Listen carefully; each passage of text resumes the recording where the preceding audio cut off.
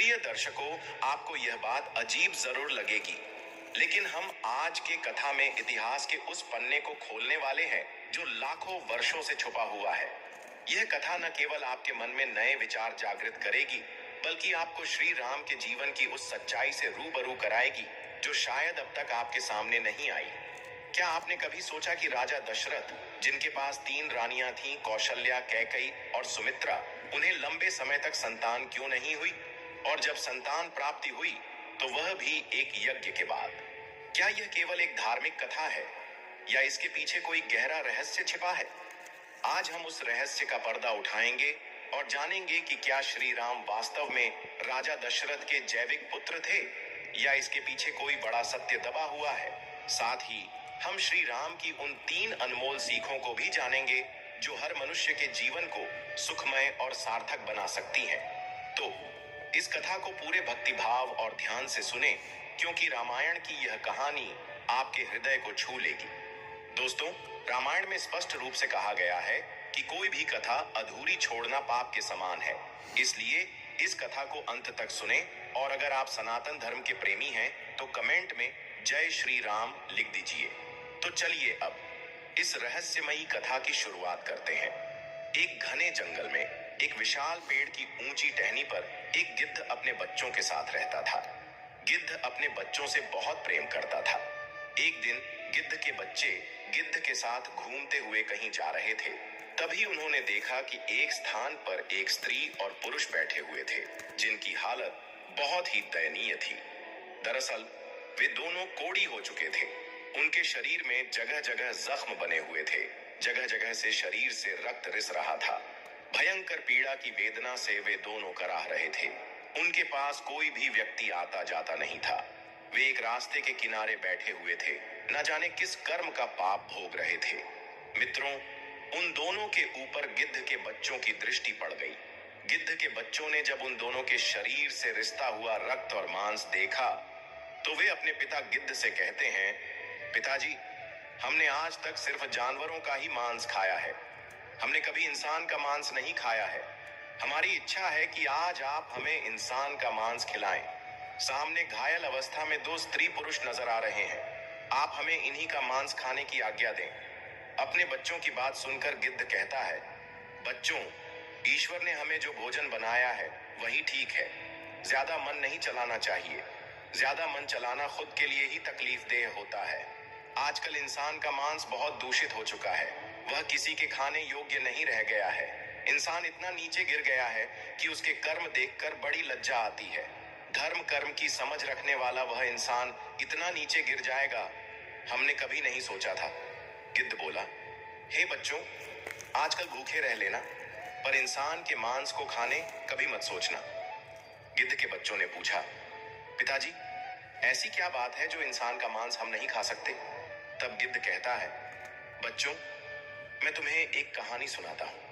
यह कहानी इन्हीं दोनों स्त्री पुरुषों की है, जिनका मांस खाने के लिए तुम लालायित हो रहे हो।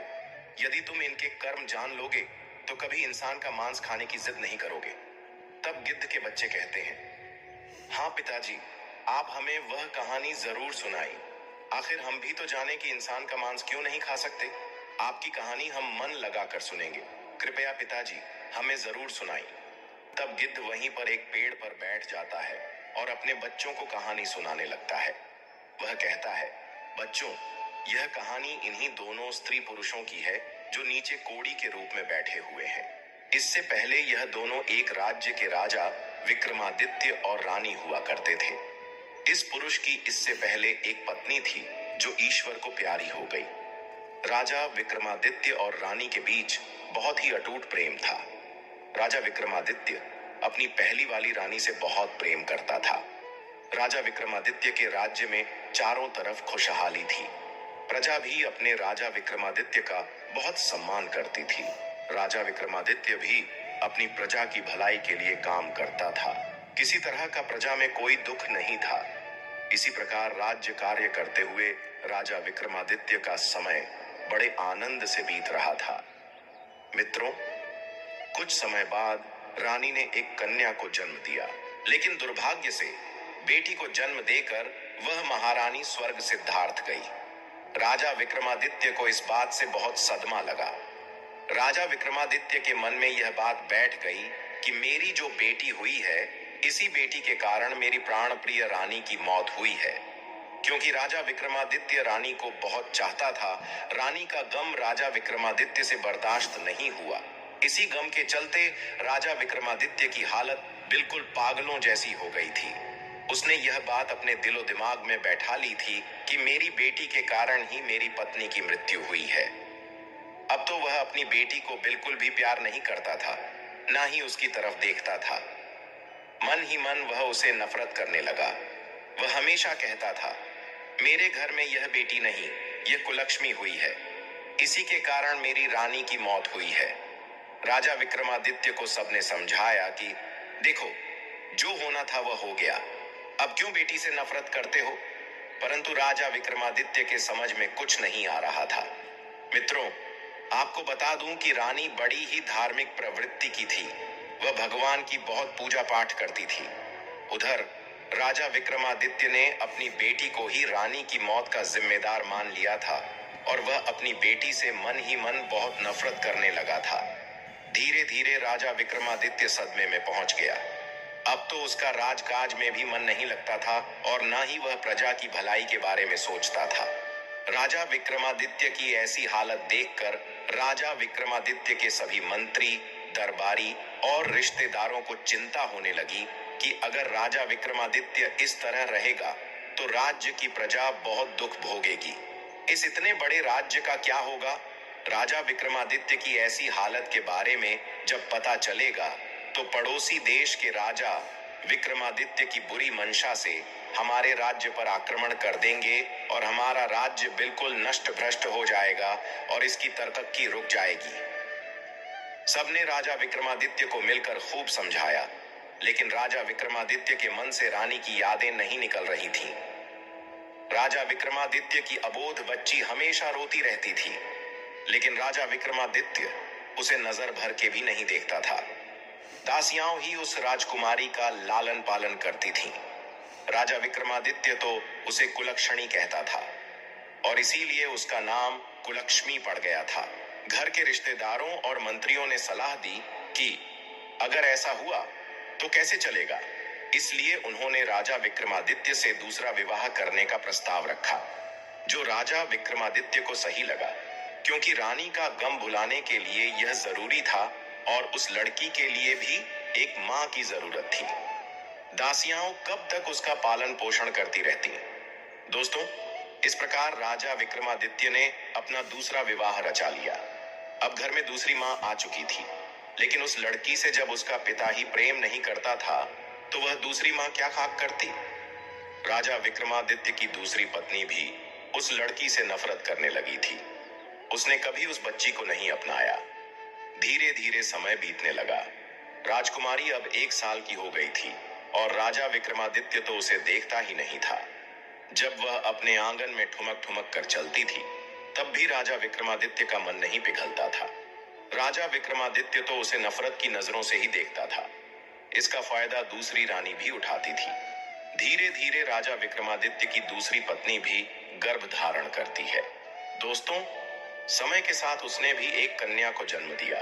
अपनी बेटी और अपनी स्त्री को सकुशल देखकर राजा विक्रमादित्य बड़ा प्रसन्न हुआ। उसकी प्रसन्नता की वजह यही थी कि उसकी रानी बिल्कुल ठीक थी, इसीलिए वह अपनी कन्या को अच्छे लक्षणों वाली समझ रहा था। अब तो राजा विक्रमादित्य ने प्रजा में मिठाइयां बंटवाई और अच्छे से उस दूसरी राजकुमारी का नामकरण संस्कार करवाया। राजा विक्रमादित्य ने उसका नाम वैभवी रखा। इस तरह मित्रों, वैभवी और कुलक्ष्मी दोनों ही साथ साथ पलने लगी। धीरे धीरे समय बीतता रहा। राजा विक्रमादित्य रानी वैभवी को बहुत प्रेम करते थे, लेकिन जिसे वे कुलक्ष्मी मानते थे, उसे फूटी आंख से भी नहीं देखते थे। समय अपनी गति से चलता रहा। धीरे धीरे राजकुमारी वैभवी को शिक्षा दिलाई गई। राजकुमारी की तरह उसके हर काम कराए गए, लेकिन कुलक्ष्मी को शिक्षा का भी प्रबंध नहीं किया गया। धीरे धीरे जब दोनों कन्याएं बड़ी हुईं, तो देखने में दोनों बराबर की लगती थीं। दोनों में ज्यादा अंतर नहीं था, पर उनके पालन पोषण में राजा विक्रमादित्य और रानी की तरफ से बहुत अंतर था।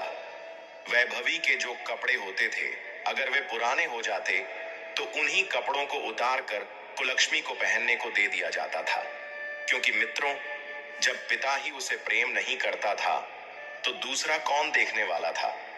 बेचारी की मां तो थी नहीं। धीरे धीरे दोनों लड़कियां सयानी हो रही थीं। एक दिन रानी कहने लगी, महाराज, लड़कियां बड़ी हो गई हैं, अब इनका विवाह हमें करना चाहिए। दोस्तों, जो कुलक्ष्मी थी वह बड़ी ही धर्म प्रवृत्ति की थी। अपनी मां की तरह उसकी मां भी बहुत ही धार्मिक थी, जो उसे जन्म देकर मर गई थी। वह भी बहुत धार्मिक थी और हमेशा भगवान की बहुत पूजा पाठ किया करती थी, जबकि वैभवी बड़े घमंड में रहती थी। उसे यह घमंड था कि वह राजकुमारी है, उसके पास माँ और पिता दोनों का प्यार है। लेकिन बेचारी कुलक्ष्मी को माता पिता का प्रेम नहीं मिलता था। कुलक्ष्मी कुछ ज्यादा ही समझदार थी। उसकी सौतेली माँ कुछ भी कहती, चाहे उसकी बहन कुछ भी कहती रहती, वह चुपचाप सुन लिया करती थी। राजा विक्रमादित्य और रानी को छोड़कर महल के बाकी सभी लोग कुलक्ष्मी से हमदर्दी रखते थे, लेकिन वैभवी और उसकी माँ हमेशा उसे डांटती रहती थी। राजा विक्रमादित्य तो अपनी बेटी वैभवी को देखकर फूला नहीं समाता था। जिसे वह कुलक्ष्मी मानता था, उसे देखकर तो वह रास्ता ही बदल लेता था। बेचारी कुलक्ष्मी अपने पिता के प्यार को पाने के लिए तरसती रहती थी, लेकिन राजा विक्रमादित्य कभी उसे अपनी आंखों के सामने भी नहीं आने देता था। राजा विक्रमादित्य ने सख्त हिदायत दे रखी थी कि जब वह महल में आए तो उसकी बेटी कुलक्ष्मी उसके सामने न आए। इस बात का पूरा ध्यान रखा जाता था। अब जब बेटियां शादी के लायक हो गईं, तो शादी तो करनी ही पड़ेगी। भले ही राजा विक्रमादित्य उसे कितना ही नफरत क्यों न करता हो, बेटी की शादी तो करनी ही थी। रानी ने कहा, महाराज, दोनों बेटियां बड़ी हो गई हैं, इनके लिए कोई अच्छा सा वर तलाश कीजिए। राजा विक्रमादित्य कहने लगा, हाँ रानी, विवाह तो करना ही पड़ेगा और जितनी जल्दी हो जाए उतना अच्छा है। इस कुलक्ष्मी का साया हमारे महल से हट जाएगा। राजा विक्रमादित्य की इन बातों को सुनकर लगता था कि वह मूर्ख राजा अपनी उस बेटी से न जाने कितनी नफरत करता था। रानी तो फिर भी सौतेली थी, वह तो नफरत करती ही थी और घर के सारे काम उस कुलक्ष्मी से कराती थी। रानी हमेशा यही चाहती थी कि उसकी सौतेली बेटी हमेशा दुखी रहे। इसलिए उसने राजा विक्रमादित्य से कहा, महाराज, क्यों न पहले इस कुलक्ष्मी का विवाह करके इसे इस घर से हटा दिया जाए। हम अपनी बेटी का विवाह बाद में कर लेंगे। राजा विक्रमादित्य ने कहा, कोई बात नहीं, हम इसका विवाह पहले कर देते हैं। जैसी यह है वैसा ही इसके लिए लड़का देख लेते हैं। रानी कहने लगी, अरे राजा साहब, इसके लिए तो कोई अंधा भिखमंगा लड़का ही ठीक रहेगा। वह कहाँ राजमहलों के लायक है, जहां भी जाएगी माँ का बेड़ा गर्क कर देगी। ये तो अपनी माँ को खा ही गई, वहां भी ना जाने क्या क्या कर देगी। इसके कारण हमें ना जाने क्या क्या सुनने को मिलेगा। इस पर राजा विक्रमादित्य ने कहा, रानी साहिबा, आप बिल्कुल ठीक कहती हो। राजा विक्रमादित्य ने तुरंत ही अपने महल में नाई और पंडित को बुलवाया और कहा, कुलक्ष्मी के लिए एक अंधा और परिवार से हीन वर ढूंढ कर लाओ, जिसका कोई परिवार न हो। राजा विक्रमादित्य की आज्ञा पाकर नाई और पंडित वर की तलाश में निकल पड़े। वे चलते चलते बहुत दूर एक गांव में जा पहुंचे, जहां मंदिर के बाहर उन्होंने एक बूढ़ी औरत को बैठे देखा। उसका एक बेटा था। माँ बेटा दोनों भीख मांग रहे थे। बेटा अंधा था और घर के नाम पर एक टूटी फूटी घास फूस की झोपड़ी पड़ी हुई थी। नाई और पंडित उसे देखकर बहुत खुश हो गए, क्योंकि कई दिनों से उन्हें वैसा वर नहीं मिल रहा था जैसा राजा विक्रमादित्य चाहता था। नाई और पंडित भिखारिन के पास गए और उससे कहा, माई, हम तेरे बेटे के लिए एक बहुत अच्छा रिश्ता लेकर आए हैं। यह सुनकर भिखारिन पहले तो हंसी और फिर कहने लगी, क्यों भैया, क्यों मुझ भिखारिन का मजाक उड़ा रहे हो? भला मेरे अंधे बेटे से कौन विवाह करेगा? तब नाई ने कहा, अरे नहीं, वास्तव में हम आपके बेटे के लिए एक बहुत अच्छा रिश्ता लेकर आए हैं, और वह भी राजमहल से। यह सुनकर भिखारिन को विश्वास नहीं हुआ, लेकिन जब उसे राजमहल से नाता जुड़ने की बात पता चली तो वह तुरंत राजी हो गई। नाई और पंडित उस भिखारिन के बेटे के साथ रिश्ता तय कर राजमहल लौट आए और राजा विक्रमादित्य को पूरी बात बताई। इसके बाद राजा विक्रमादित्य ने अपनी बेटी कुलक्ष्मी का विवाह उस अंधे भिखारी से कर दिया और दान दहेज के नाम पर भी उसे कुछ नहीं दिया। कुलक्ष्मी अपनी ससुराल पहुंची तो देखा कि वहां एक टूटी फूटी झोपड़ी थी, जहां बैठने के लिए भी सही जगह नहीं थी।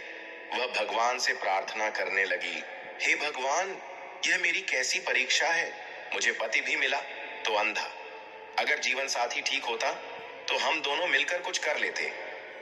खैर, भगवान जो भी करते हैं अच्छा ही करते हैं। कुलक्ष्मी ने यह मान लिया कि उसका पति ही उसका परमेश्वर है और उसने अपने पति और सास की सेवा करना शुरू कर दिया। वह उनके लिए खाना बनाती और सबसे पहले उन्हें खिलाती, फिर खुद खाती। उसने अपने जीवन को भगवान की इच्छा मानकर स्वीकार कर लिया और ससुराल में बड़े प्रेम से रहने लगी। दूसरी तरफ जब काफी समय बीत गया तो रानी ने राजा विक्रमादित्य से कहा, महाराज, अब तो वह मनहूस लड़की हमारे घर से जा चुकी है। अब हमें उससे छुटकारा मिल चुका है। क्यों ना अब हम अपनी बेटी का किसी अच्छे राजघराने में विवाह कर दें। अब बिना विलंब किए राजा विक्रमादित्य ने नाई और पंडित को बुलाकर टीका की सामग्री लेकर किसी अच्छे राजकुमार की तलाश में भेज दिया।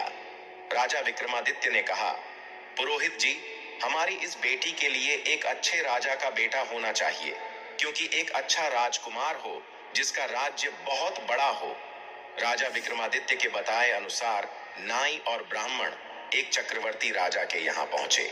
क्योंकि राजकुमारी वैभवी देखने में बहुत सुंदर थी, इसीलिए उन्होंने राजकुमार भी सुंदर ही तलाश किया। राजा का इकलौता बेटा था और वह एक चक्रवर्ती सम्राट बनने वाला था। नाई और पुरोहित ने बिना देर किए उस चक्रवर्ती राजा के बेटे को वैभवी का टीका चढ़ा दिया और सारी बात आकर राजा विक्रमादित्य को सुना दी। मित्रों, राजा विक्रमादित्य ने वैभवी का विवाह बड़ी धूमधाम से कर दिया। हजारों हाथी, घोड़े, रथ दहेज दान में दिए और बड़े ही भव्य तरीके से अपनी बेटी की विदाई की। उधर वह बेटी, जिसे राजा विक्रमादित्य कुलक्ष्मी कहता था, वह बेचारी जैसे तैसे दिन काट रही थी। वैभवी एक राजा के घर में ब्याह कर गई थी, इसलिए वह रानी बनकर आनंद से अपना जीवन यापन करने लगी। उसे शुरू से ही अपने माँ बाप का प्यार मिला था और यहाँ भी उसे अच्छा पति और राजमहल के सारे सुख मिल गए थे। उधर कुलक्ष्मी अपने भिखारी पति के साथ उस झोपड़ी में रह रही थी। एक दिन कुलक्ष्मी अपनी सासू माँ से बोली, माँ जी, आप रोज रोज भीख मांग कर लाती हो। आपका भीख मांगना मुझे अच्छा नहीं लगता। इससे तो अच्छा है कि हम कोई काम कर लें और कमा कर खाएं। तब उसकी सास कहती है, बहू, वैसे तो तेरे माँ बाप और लोग तुझे कुलक्ष्मी कहते हैं, लेकिन हमारे घर की तू लक्ष्मी है। तू जो बात कहेगी वह मैं मान लूंगी। भिखारी की बहू कहने लगी, माँ जी, इन पैसों में से कुछ पैसे आप मुझे दे दो। मैं इन पैसों से कुछ खरबूजे और तरबूज खरीद कर लाऊंगी, क्योंकि गर्मी का मौसम है और इस मौसम में खरबूजे और तरबूज खूब बिकते हैं। मैं उन्हें बेचूंगी तो रहेंगे। आप रोज रोज भीख मांगने जाती हो, 10 लोग आपको ठुकराते हैं। कोई एक दो तरस खाकर कुछ दे भी देता है।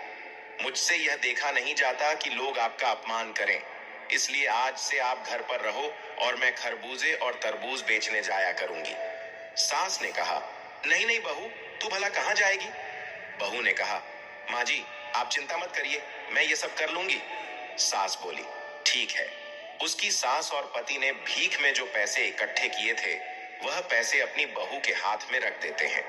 बहू बाजार गई और एक डलिया ली और उसमें कुछ तरबूज और खरबूजे खरीद कर रख लिए।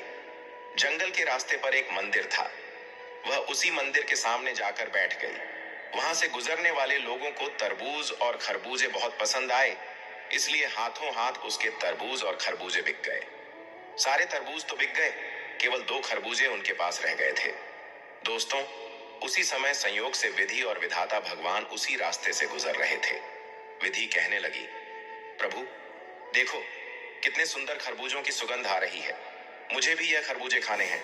विधाता बोले, देवी, कहां तुम इन खरबूजों के चक्कर में पड़ रही हो। चलो, हमें उज्जैन पर पहुंचना है। विधि ने कहा, नहीं नहीं प्रभु, मुझे तो ये खरबूजे खाने हैं। माता विधि जिद कर गई, कहने लगी, देखो, स्त्री खरबूजे बेच रही है और वह तो आपकी भक्त है। प्रभु, हमें उससे खरबूजे जरूर लेना चाहिए। दोस्तों, माता विधि और विधाता ने एक बूढ़े और बुढ़िया का रूप धारण किया और पहुंच गए उस खरबूजे वाली के पास। उसके पास मात्र 2 ही खरबूजे बचे थे। माता विधि और विधाता ने बहुत ही दीन रूप बनाया था। फटे पुराने वस्त्र थे, जर्जर हालत थी। एक दूसरे का हाथ पकड़े हुए वे उसके पास पहुंचे, जाकर कहने लगे, बिटिया, हम दोनों भूखे हैं, क्या हमें कुछ खरबूजा खाने को मिलेगा? तो कुलक्ष्मी कहने लगी, माई, आप बैठो, इतनी गर्मी पड़ रही है, लो पहले पानी पी लो। उसके पास थोड़ा सा पानी था। पहले उसने विधाता और माता विधि बने हुए उन दोनों वृद्ध दंपति को पानी पिलाया और आराम से उन्हें बैठाया। उसके बाद एक एक करके दोनों को खरबूजा खाने को दिया। दोनों लोगों ने वे दोनों खरबूजे खा लिए। उसके बाद माता विधि कहने लगी, बिटिया, हमारे पास तो तुम्हें देने के लिए कोई पैसे नहीं है, हम कहां से पैसे देंगे? हम तो भूखे थे, इसलिए खरबूजे तो हमने खा लिए। वह कहने लगी, कोई बात नहीं माँ, आज मैं खरबूजे बेचने आई थी और ईश्वर की कृपा से मेरे सारे खरबूजे बिक गए। अब मेरे पास सिर्फ यह 2 खरबूजे शेष बचे थे। अगर आपने उन्हें खा लिया है तो यह भी मेरे लिए पुण्य का काम है। आप तो बूढ़ी माँ हो, मेरी कोई माँ नहीं है और आपने मुझसे इतने प्यार से बेटी कहा है। बेटी शब्द सुनने के लिए तो मैं और मेरे कान ही तरस गए थे। कभी मेरे पिता ने भी मुझे बेटी का प्यार नहीं दिया। तब माता विधि बनी बूढ़ी माँ कहती हैं, बिटिया, मैं काफी दूर से चलकर आई हूँ और राह चलने के कारण मेरी सांस फूल रही है। मेरे पैरों में बड़ा दर्द हो रहा है। कुलक्ष्मी ने कहा, लाओ मैया, मैं तुम्हारे पैर दबा देती हूँ। इतना कहकर वह माता विधि के चरण दबाने लगती है। ठंडी हवा चल रही थी। विधि माँ को नींद आ जाती है। विधि माँ को नींद आई तो कुलक्ष्मी अपने पल्लू से उनके ऊपर हवा करने लगी ताकि उनके ऊपर कोई मक्खी या मच्छर न बैठे। दोस्तों, विधाता भी वहीं पर लेट गए। जब माता विधि की आंख खुली तो वे दोनों बड़े प्रसन्न हुए। कहने लगे, बेटी, तूने तो हमारी बहुत सेवा की है और हमारे पास तो तुम्हें देने के लिए कुछ भी नहीं है, हम तुम्हें क्या दें? वह कहने लगी, कोई बात नहीं माँ, मेरी कोई माँ नहीं है। तुम्हारी सेवा करके तो मुझे माँ जैसा प्यार मिला, ऐसा लगा जैसे तुम मेरी माँ हो। तब माता विधि कहती हैं, अच्छा बेटी, अब हम चलते हैं। जाते हुए माता विधि ने विधाता से कहा, प्रभु, अगर आपकी झोली में कुछ पड़ा हो तो इस बेचारी को दे दो। ये बेचारी बड़ी ही गरीब है और इसके पिता ने इसके साथ बहुत अन्याय किया है। विधाता बोले, देवी, मेरे पास तो मेरी झोली में केवल भभूति है, इससे इसका क्या भला होगा? माता विधि बोली, प्रभु, लोगों का भला तो आपके भला कहने से ही हो जाता है। फिर भी मन समझाने के लिए माता विधि ने विधाता की झोली से कुछ भभूति निकाली और उस बेचारी को दे दी। वह भभूति उसने अपने साड़ी के पल्लू में बांधकर रख ली। शाम को जब वह अपने घर पहुंचती है तो अपनी सासू माँ से कहती है, माँ जी, आज एक बूढ़ी माँ और एक बूढ़े बाबा की सेवा करके मुझे अपार सुख मिला। और देखो माँ, आज की कमाई, आज मेरे सारे खरबूजे बिक गए। माँ, अब तुम्हें और मेरे पति को कहीं भी भीख मांगने की जरूरत नहीं है। अब हम मेहनत से काम करके अपना गुजारा करेंगे और ईश्वर की कृपा रही तो हम सम्मान की जिंदगी जिएंगे। आज से हमें भीख नहीं मांगनी है। तब उसकी सास कहने लगी, बेटा, मैं तेरी जैसी बहू पाकर निहाल हो गई। मैंने तो कभी सोचा भी नहीं था कि कभी मेरे बेटे का भी विवाह होगा। मुझे नहीं पता था कि मेरे बेटे के नसीब में इतनी संस्कारी और लक्ष्मी जैसी बहू लिखी होगी। मैं तो भगवान की बहुत आभारी हूँ कि भगवान ने मेरे बेटे की किस्मत में तुम्हें लिखा था। वह कहने लगी, माँ, आज एक बूढ़े बाबा और एक बूढ़ी अम्मा आए थे। उन्होंने मुझे यह भभूति दी है, मैं इसका क्या करूं? तब उसकी सास बोली, बहू, थोड़ा रुको, अभी मेरा बेटा आता होगा, जैसा वह कहेगा तुम वैसा ही करना। दोस्तों, शाम को जब उसका पति आया तो वह कहने लगी, स्वामी, आज मुझे यह भभूति दी है एक बूढ़े बाबा और एक बूढ़ी माँ ने, मैं इसका क्या करूं? तब उसका पति कहने लगा, एक काम करो, घर के चारों कोनों में इसे छिड़क दो और जो बचे उसे संदूक में रख दो और थोड़ा बहुत भभूति हमारे जो तुलसी का गमला है उसमें रख दो। वह कहने लगी, ठीक है, मैं ऐसा ही करूंगी। अब तो उस लक्ष्मी ने उस भभूति को अपने घर के चारों कोनों में बिखेर दिया। थोड़ी भभूति संदूक में रख दी और रात को खाना बनाया। खाना खाकर अपनी सासू माँ को खिलाया अपने पति को खिलाया, फिर खुद खाकर घर की साफ सफाई करके सो गई। सुबह उठती है तो क्या देखती है कि उसकी झोपड़ी की जगह तो बहुत ही सुंदर महल बन गया है। चारों कोनों पर हीरे मोती चमक रहे हैं, धन के अंबार लगे हुए हैं और अनगिनत धन से घर भरा हुआ है। यह देखकर तो उसे बड़ा अचंभा हुआ। वह दौड़ी दौड़ी अपनी सास के पास जाती है और कहती है, माँ जी उठिए, देखो क्या चमत्कार हो गया। उसकी सासू माँ की आंख खुली तो उसने देखा कि उसका घर तो पहचानने में नहीं आ रहा है। वह कहने लगी, अरे बहू, क्या हम तेरे मायके में आ गए हैं? आज तक तो तेरे पिता ने कभी इधर मुड़कर भी नहीं देखा, लेकिन मैं तो सोई हुई थी। तेरे पिता का हृदय कैसे पसीज गया? तब वह लक्ष्मी कहती है, नहीं माँ जी, यह मेरे पिता का घर नहीं है, यह तो हमारा घर है। देखिए, शायद भगवान की अनुकंपा हुई है, उन्हीं की कृपा से मेरे भाग्य बदल गए हैं। देखो, शायद वे बूढ़े बाबा और बूढ़ी माँ कोई और नहीं, साक्षात ईश्वर ही होंगे जिन्हें मैं पहचान नहीं पाई। भगवान को न पहचान पाने का दुख अब तो उसे बहुत कचोट लगा था और वह रोने लगी कि भगवान साक्षात मेरे पास आए और मैं उनको पहचान नहीं पाई। उसकी सासू माँ ने उसे धीरज बंधाया। तभी उसके पति की आंख खुल जाती है और वह चिल्लाते हुए बोला, अरे लक्ष्मी, ये मैं अपनी आंखों से क्या देख रहा हूं? अब तो मुझे दिखाई दे रहा है। वह अपनी माँ से बोला, माँ देखो, मुझे सब कुछ दिखाई दे रहा है, अब मैं अंधा नहीं रहा। यह देखकर लक्ष्मी की खुशी का ठिकाना नहीं रहा। उसके पति की आंखें ठीक हो गईं। यह उसके जीवन की सबसे बड़ी खुशी थी। इतनी खुशियां तो उसे धन दौलत पाकर भी नहीं हुई थी। भगवान की कृपा से अब उसका पति किसी राजा से कम नहीं लग रहा था। अब उन्होंने कहा कि जब इतनी बड़ी कृपा हो ही गई है तो क्यों न हम भगवान की चर्चा करवाएं, पाठ करवाएं, लोगों को अपने घर बुलाएं और खूब बड़ा सा भंडारा करवाएं।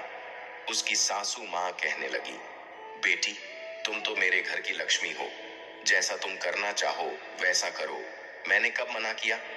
दोस्तों, अब तो लक्ष्मी ने अपने घर में एक कथा का आयोजन किया और अपने रिश्तेदारों को निमंत्रण दिया। सारे रिश्तेदारों में निमंत्रण बंटवाया, एक पत्र अपने मायके भी भिजवाया और एक चिट्ठी अपनी बहन वैभवी के घर भी भेजी। निमंत्रण पाकर लक्ष्मी का पिता और उसकी सौतेली माँ भी आए। वे आए तो थे, परंतु दोस्तों, उनकी हालत बहुत खराब हो गई थी। वे अपनी बेटी की हालत पर हंसने के लिए वहां आए थे, लेकिन वहां पहुंचकर उसके पिता का तो शर्म से सिर नीचा हो गया। वह सोच रहा था, मैंने अपनी बेटी के साथ ऐसा किया, लेकिन उसका नसीब देखो, नसीब के आगे किसी की नहीं चलती। मेरे चाहने से क्या होता है जब भगवान ने उसका नसीब स्वयं अपने हाथों से लिखा हो। उसके माता पिता को अब बड़ा अफसोस हो रहा था, क्योंकि जब लक्ष्मी और वैभवी की शादी हुई थी तब उसके पिता ने अपनी बेटी को कुछ भी नहीं दिया था और जानबूझकर एक अंधे भिखारी के साथ उसका विवाह किया था। इसी पाप के कारण उसका पिता और सौतेली माँ दोनों लोग कोढ़ी हो गए थे। बहुत उपचार करने के बाद भी वे ठीक नहीं हुए थे। उनका राज्यपाठ धूमिल होता जा रहा था। प्रजा में राजा के प्रति रोष पैदा हो गया था, क्योंकि जब राजा ही राज करने वाला मजबूत न हो तो राज्य तो गरीब हो ही जाएगा। उसके राज्य में घुसपैठ होने लगी थी। उसका पिता एक नाम मात्र का राजा रह गया था। दोस्तों, जब उसकी बहन वैभवी आई, और वैभवी तो पहले से ही घमंडी थी, वह पहले ही लक्ष्मी को बात बात पर ताने मारती थी। जब वैभवी आई तो उसने अपनी बहन की शान शौकत देखकर उसकी आंखें फटी की फटी रह गईं।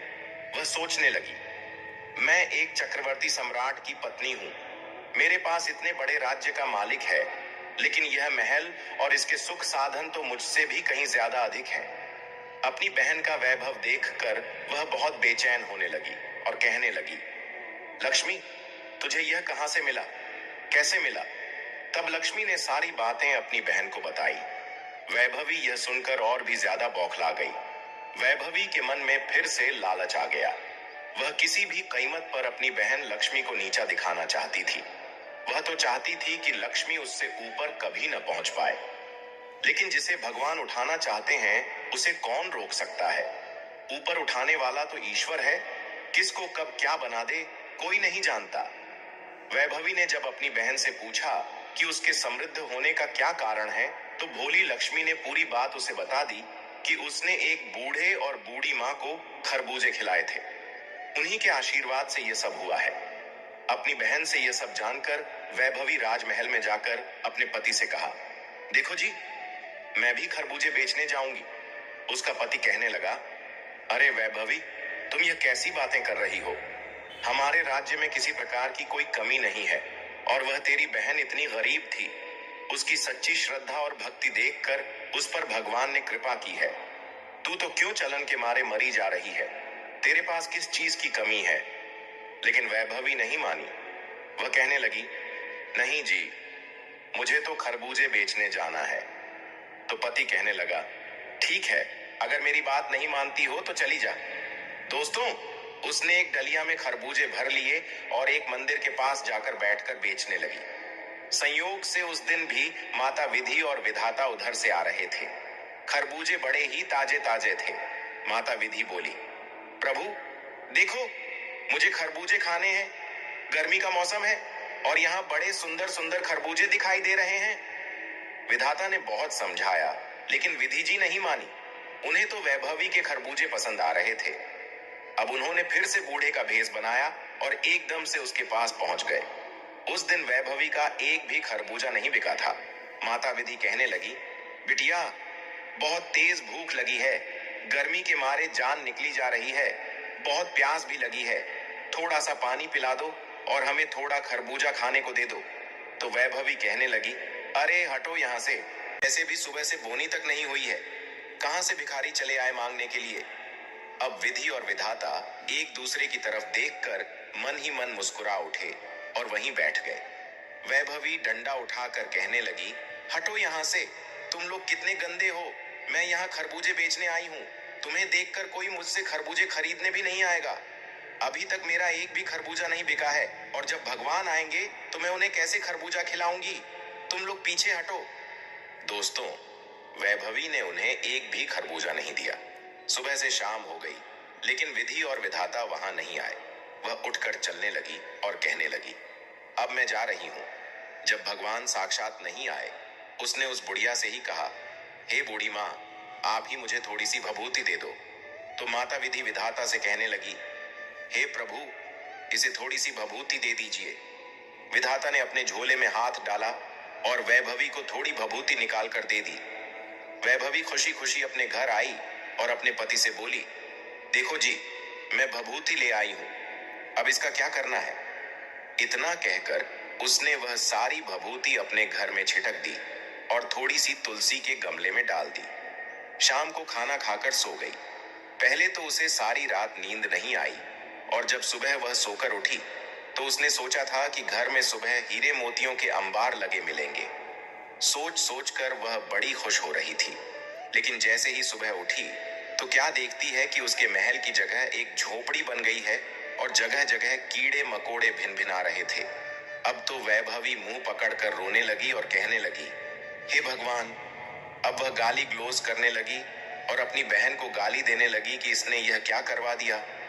अब उसका पति उसे समझाने लगा, देखो वैभवी, तुमने जो लालच में आकर यह सब किया है, इसीलिए तुम्हारे साथ ऐसा हुआ है। तुम्हारी बहन दिल की बहुत अच्छी है। भगवान ने उसकी भक्ति देखकर उस पर कृपा कर दी, लेकिन तुम लालच में थी और अपने पास जो था उसे भी गंवा दिया। जो अपने पास होता है उसी में संतोष करना चाहिए। उसके पति ने उसे खूब समझाया, लेकिन वैभवी अपनी बहन लक्ष्मी को कोसने लगी। वह कहने लगी, लगता है मेरी उस बहन की छाया मुझ पर और मेरे घर पर पड़ गई है, इसलिए हमारे साथ ऐसा हुआ है। उसके पति ने उसे बहुत डांटा और कहा, तुम अभी भी सुधर जाओ। जब यह खबर उसके मायके में पहुंची तो राजा और रानी, जो कोढ़ी हो गए थे, वे उसे देखने के लिए आए। अपने माता पिता की ऐसी हालत देखकर वैभवी कहने लगी, अरे दूर हटो, तुम मेरे घर के अंदर मत आना। ऐसे माँ बाप की मुझे जरूरत नहीं है जो इतने गंदे हो, जो कुष्ठ रोग से पीड़ित हो। मैं ऐसे माँ बाप को नहीं रख सकती, ना ही उनकी सेवा कर पाऊंगी। मुझसे दूर रहो। दोस्तों, उसके माता पिता अपनी बेटी के दुख में दुखी होने के लिए आए थे, लेकिन उसकी बेटी ने उन्हें डांट फटकार कर भगा दिया। और जब यह बात लक्ष्मी को पता चली कि उसके माता पिता दर दर के भिखारी हो गए हैं, और उसकी बहन का राजपाट नष्ट हो गया है, तो लक्ष्मी अपने पति के साथ उसे देखने के लिए उसके घर आई। उसने अपना आधा धन देकर अपनी बहन का राजपाट फिर से बसाया और अपने माता पिता को वहां से अपने साथ ले गई। परंतु वे दोनों कोढ़ी हो चुके थे। उनके पाप इतने प्रबल थे कि भगवान की प्रार्थना करने पर भी वे दोनों ठीक नहीं हो सकते थे।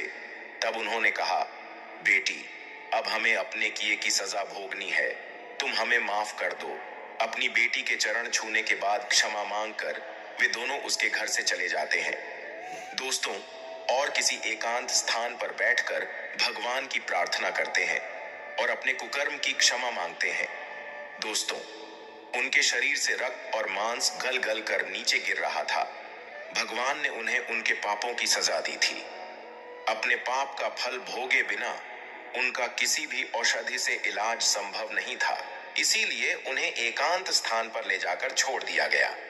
अब उन्हें अपनी गलती का पूरा एहसास था कि जिसे वे कुलक्षणी समझ रहे थे वह तो साक्षात लक्ष्मी निकली, और वे अपनी गलती के लिए ईश्वर से क्षमा याचना कर रहे थे।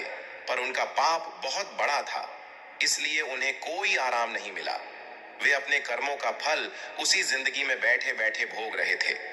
उधर दोस्तों, गिद्ध बोला, हे बच्चों, यह दोनों स्त्री पुरुष वही हैं। अब बताओ कि क्या तुम अब भी उस इंसान का मांस खाना चाहोगे? उन दोनों की कहानी सुनकर गिद्ध के बच्चे कहने लगे, पिताजी, हमें माफ कर दो, जो हमने ऐसे पापियों को खाने की बात कही। आज हमें पता चल गया है कि इंसान का मांस अब किसी के खाने योग्य नहीं रह गया है। सबसे अधिक दूषित अगर कोई है तो वह इंसान है। इस प्रकार गिद्ध अपने बच्चों के साथ वहां से चला जाता है। दोस्तों, इस कहानी से हमें यह सीख मिलती है कि कर्म का दंड हमें जरूर भोगना पड़ता है। जो माता पिता अपनी सौतेली बेटी या बेटे के साथ बुरा व्यवहार करते हैं, उनके साथ ऐसा ही होता है। बुरे कर्म का फल बुरा ही होता है। कथा